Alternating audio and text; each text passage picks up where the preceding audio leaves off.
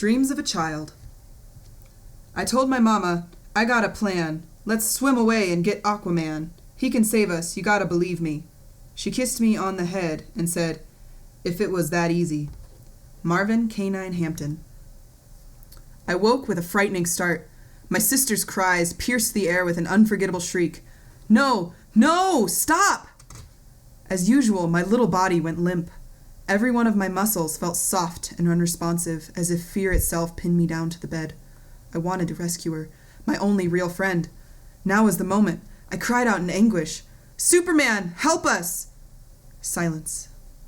Superman, please, help us! More silence. I called a third time, but to my dismay, he didn't come. The tears fell from my eyes. As fast as you can snap your fingers, I realized that there was no Superman, no superheroes, no hope. I tried everything, even trying to make Jesus happy, so he would help us. I got out my children's Bible my Nana bought for me. I circled a picture of Jesus with a huge red crayon heart, with smaller hearts all around him. I scratched out the face of Pontius Pilate and begged Jesus for help.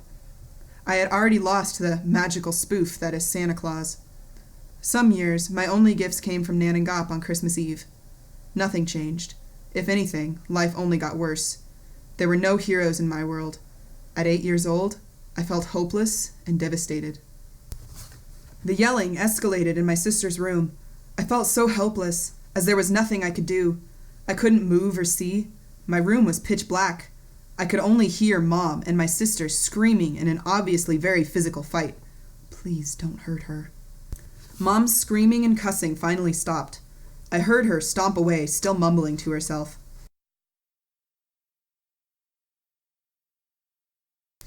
Once I knew she was upstairs and locked back in her bedroom, I peeked out my door. My sister's bedroom was across from mine, and I could see my sister quivering on the side of her bed. She was distraught and crying into her hands. Looking up, she reached out for me kind-heartedly, her eyes scanning her wall. Walking into her room, I looked where she was looking. I didn't have to ask her what had happened. It was literally written right there in permanent black marker. Horrible daughter, Miss Popular Bitch, was printed on her large bedroom mirror. We gazed at the words. My sister wept in her hands. What's a bitch? I put my arm around her and told her that I loved her. I love you too, Hef, she wept. Hearing my sister say my nickname always made me feel good, loved. Hef is my nickname from childhood. Heifer was abbreviated to Hef. I love my cow nickname.